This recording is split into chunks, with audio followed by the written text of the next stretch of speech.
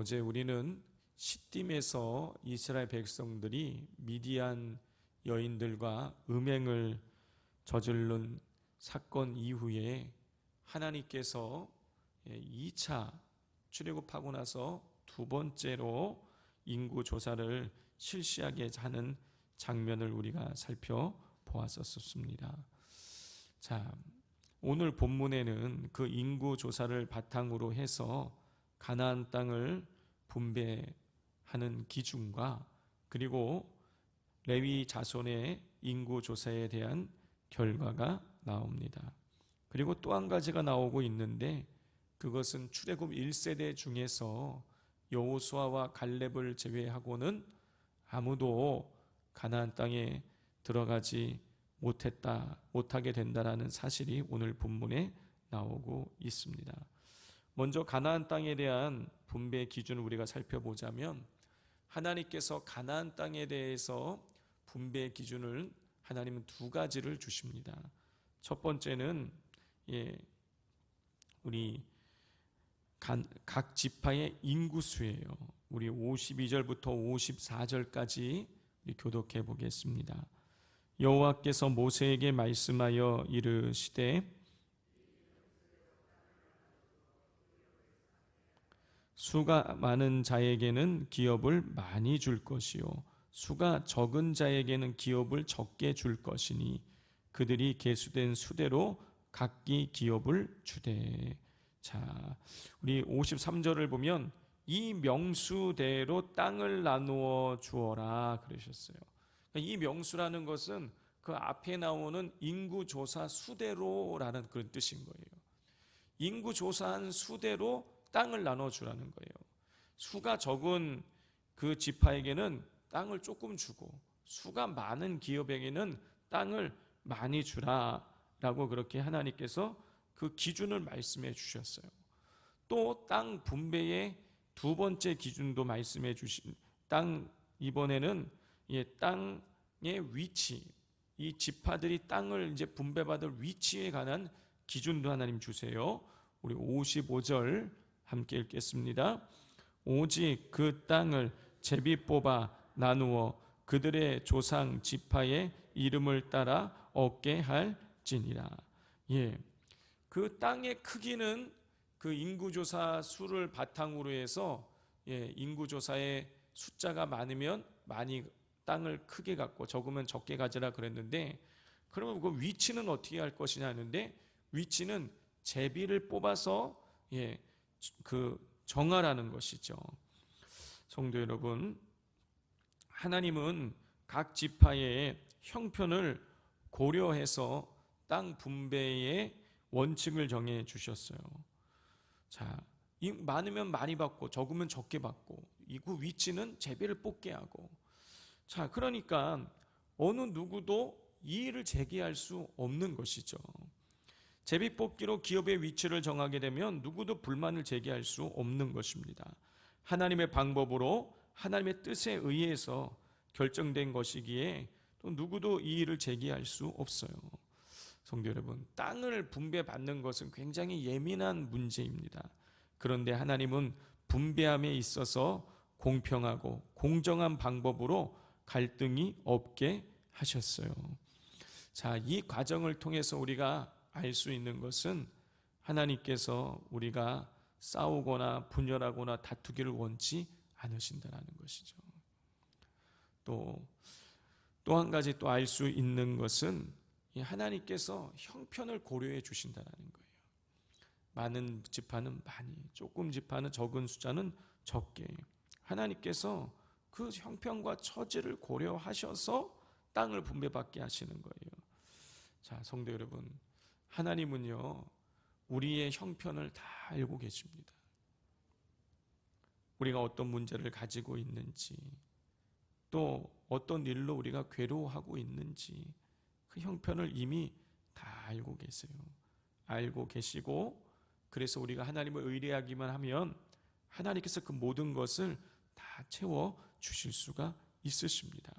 자, 이 사실을 기억하시고 우리의 형편과 처지를 모두 다 알고 계시는 하나님께 인생의 문제를 아뢰면서 기도하며 나아가기를 원합니다.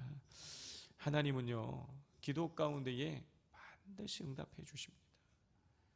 시간이 지날수록 저는 점점 그걸 느끼게 돼요. 하나님께서 우리의 형편과 처지를 이미 다 알고 계시다라는 것.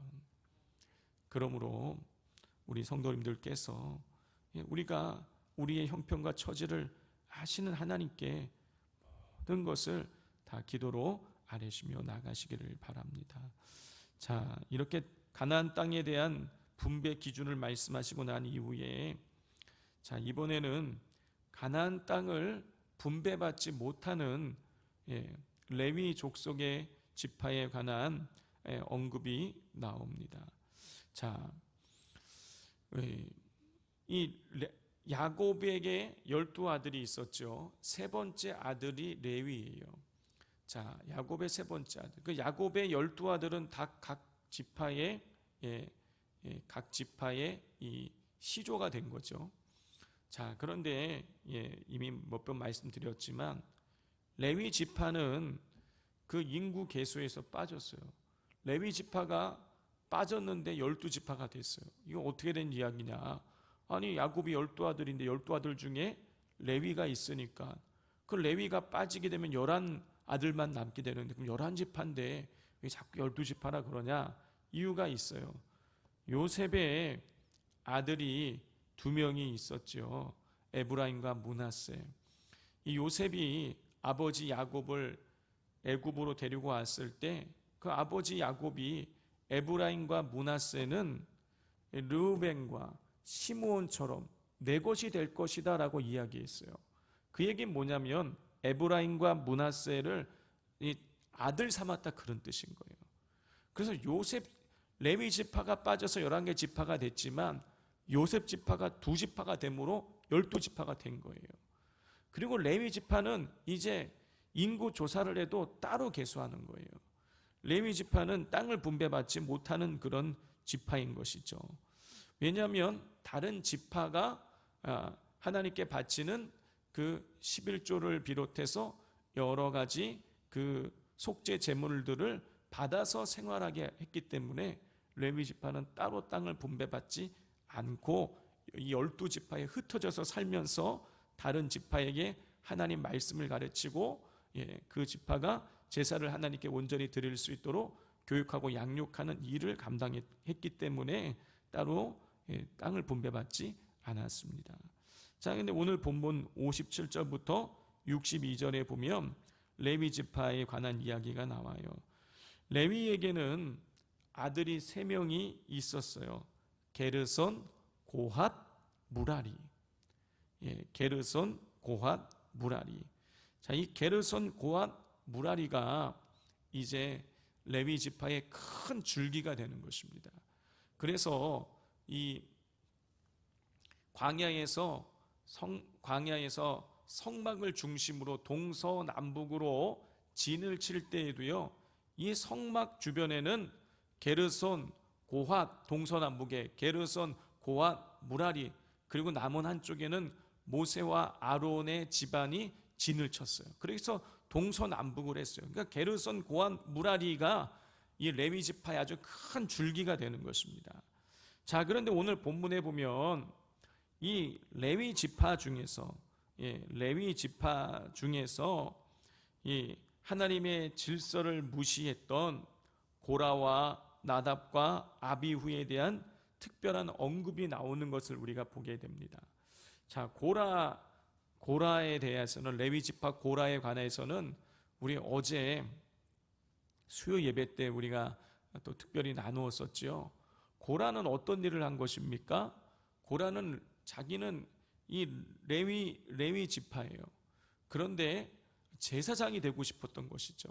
제사장은 고핫의 가문 중에서 이 모세와 아론, 이 가정만이, 이 제사장은 아론의 가정만, 그 줄기만 제사장이 되게 만들었는데, 아니 이 고라는요, 하나님의 뜻을 어기고 레위인이지만 이 제사장이 되고 싶어서 이 모세와 아론에게 반란을 일으키다가 땅이 그를 집어 삼켜 버리게 되는 것이죠. 자, 이 고라에 관한 특별한 언급이 나와요. 그리고 또 나오는 두 사람이 나오는데, 그것은 고앗의 손자였지만 광야 이 아론의 아들들, 고앗의 손자는 이 고라고, 그 다음에 아론의 아들들 중에서 나답과 아비후에 관한 이야기가 나옵니다. 나답과 아비후는 제사장이었죠. 이 아론의 아들들이니까 제사장이에요. 그런데 나답과 아비후는 어떻게 했습니까? 하나님께서 말씀하지 않은 다른 불을 가지고 하나님께 분향함으로 말미암아 심판을 받고 죽게 되는 것이죠. 자, 이 레위 지파에 대해서 언급을 하면서 모세와 아론에게 반란을 일으켜서 죽었던 고라, 그리고 다른 불로 분향을 해서 또 죽음을 당하였던 나답과 아비후에 관한 이야기를 특별히 기록하고 있습니다. 자, 이 세 사람 모두 하나님의 질서에 순종하지 않아서 멸망당한 사람들이에요. 성도 여러분, 어떤 이유로도 하나님이 세우신 질서를 무너뜨리고 도전해서는 안 됩니다. 그 질서에 도전한 고라와 그 질서를 무시한 나답과 아비후는 결국 멸망당하게 되었어요.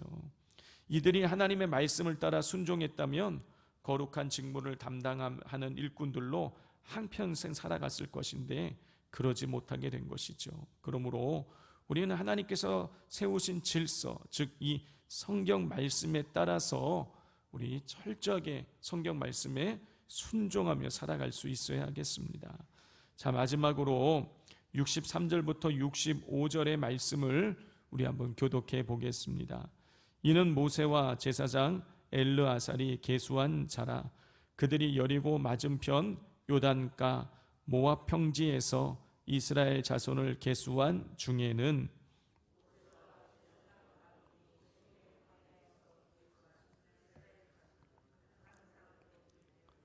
함께 읽겠습니다. 이는 여호와께서 그들에게 대하여 말씀하시기를 그들이 반드시 광야에서 죽으리라 하셨음이라.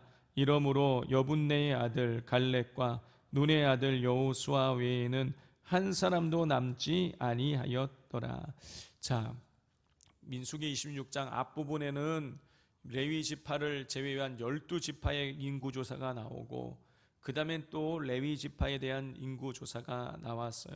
그리고 이 마지막 부분에 뭐가 언급이 되고 있습니까? 출애굽 1세대, 출애굽할 때에 첫 번째 인구조사 했을 때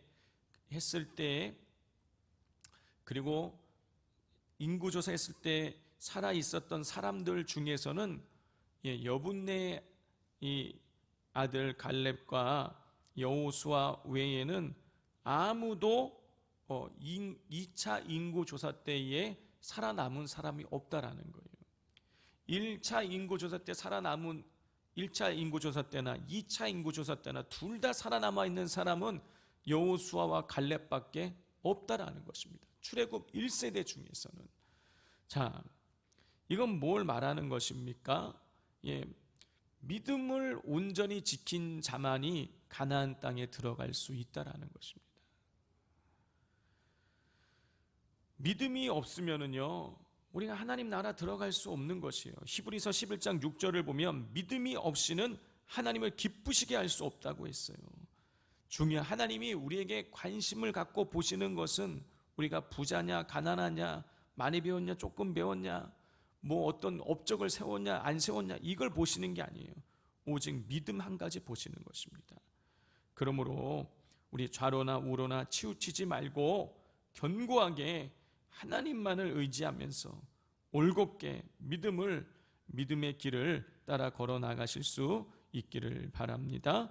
우리 시간 같이 기도하겠습니다. 이 시간 기도하실 때 하나님, 세상에 미혹이 있어도 하나님 믿음 타협하지 않고 여호수아와 갈렙과 같이 끝까지 믿음을 지킴으로 천국을 소유한 삶을 살아가고 주님 부르실 때에 천국에 입성하게 해달라고, 천국에 입성할 때까지 믿음을 지킬 수 있게 해달라고 기도해 주십시오.